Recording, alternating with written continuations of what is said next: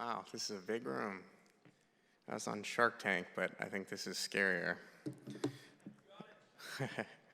All right. Well, I'm Brendan. I'm from Everbloom, and I'm here to talk about a metaverse for everyone. What does that mean? Well, first, what does a metaverse mean? That's the big question that everyone's trying to figure out, I guess, this month, especially everybody's favorite CEO, Mark Zuckerberg. But, you know, we all kind of know what it is already, right? Like Snow Crash, Ready Player One. It's this virtual world where we all go hang out in and bang in and whatever. So VR chat, right? Roblox? Fortnite? What about Meta Facebook world? Is that the metaverse? If you're in there, maybe it checks the boxes, but once you leave, you can't take anything with you and nobody gives a shit, right? I mean, that's the whole problem. It's like that meme with the guy at the party in the corner with the hat, you know what I'm talking about? Like, oh, they don't know that I have an OG Fortnite skin. The metaverse only works if it works for everybody. That's the thing. It's not about making different metaverses for gamers or metaverses for normies or VR chat people or kids.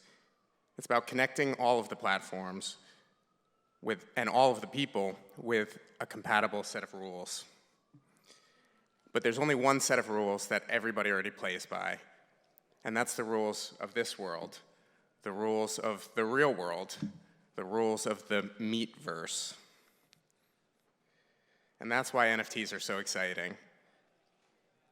That's why they feel like, just instinctually, like they're the building blocks of the metaverse.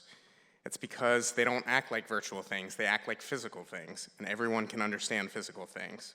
They can be bought, they can be sold, they can be verified, destroyed, even stolen. But they can also be so much more than that because they are virtual. And that's really what the metaverse is about, that duality. Very simply, the metaverse is the merging of the physical and the digital worlds. And it's already happening for some of us, but not everybody.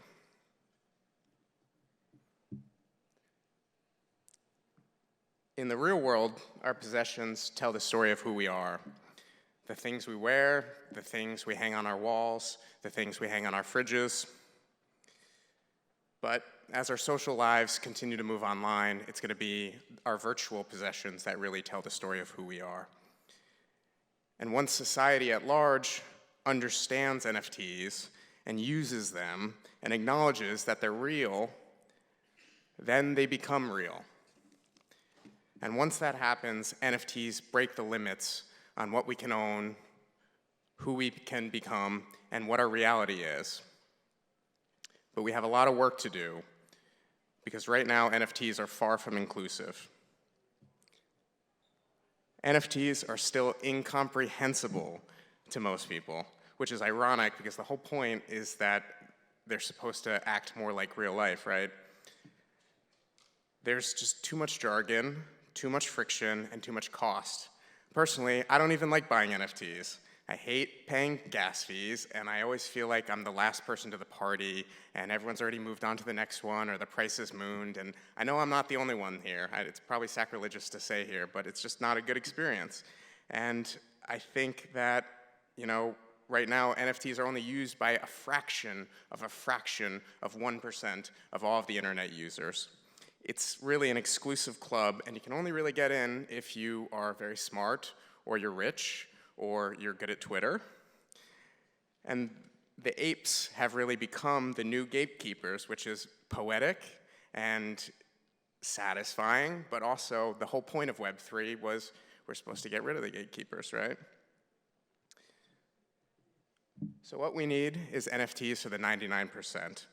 We need NFTs for normies, NFTs for poor people in poor countries, for kids, for risk-averse people, for your parents, for your grandparents, and for everyone. That's the way we get to the metaverse. So how do we get there? How do we make NFTs that are easy enough for your parents to use? I know custodial is a pretty dirty word in these circles, but it's a necessary evil. People can be educated and taught once they're onboarded to NFT platforms, but you just need to get them started. And that means you need to get them started with a custodial wallet because it's just too confusing otherwise. How do you make NFTs fun enough that people are going to use them every day, that Gen Z is going to use them every day? How do you make it so that NFTs are cheap enough that people can play without feeling insecure about it or being scared that they're going to lose all their money? For these things to happen, gas fees just have to be zero. That's the only way. And not only that, but you need compelling free-to-play use cases for NFTs. You have to let everyone participate without being afraid that they might lose money. And that is the only way that we go from hundreds of thousands of participants to billions of participants.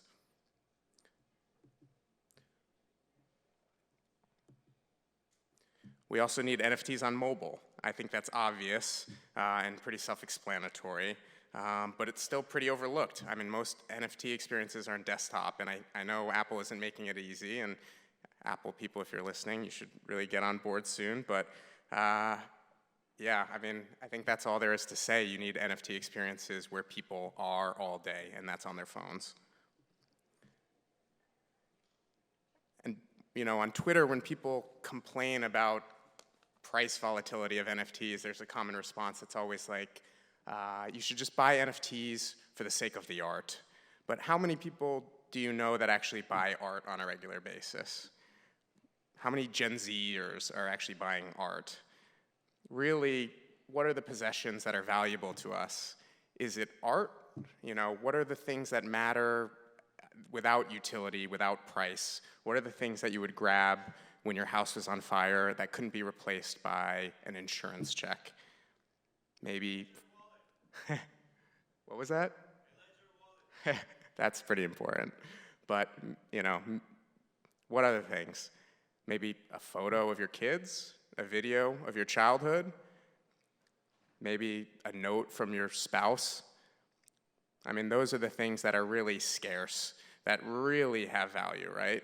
And those are the things that should also be preserved on the blockchain forever, not just some artwork that you bought.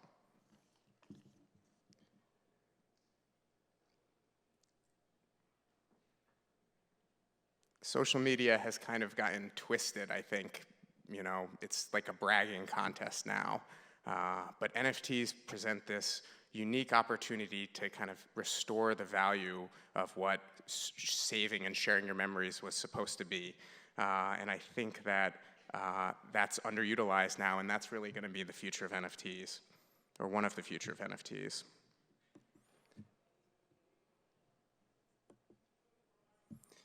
The other thing about NFTs that are really great is their power to build communities. And I think that it's the perfect encapsulation of what Web3 is really for. It's about incentivizing and building and growing communities. NFTs can really do everything that creator coins have promised that they can do, and I would argue that they can do them better. And the reason for that is because they're easier to understand. But still, there's a lot of abstraction that needs to happen, and there's a lot more benefits that need to be linked to NFTs that people can experience in the real world so that we can continue to bring more people in to NFTs that haven't experienced them before, like creators and their fans. Okay, shill time. All these things I talked about, those are the things we're building at Everbloom, the NFT platform for the 99%. We're building on Flow. We're backed by Dapper.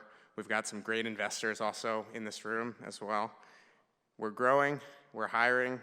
We need more community and more feedback. We aren't going to let the Zuck build the Metaverse. You know why? Because we are going to make it. Thanks, everybody.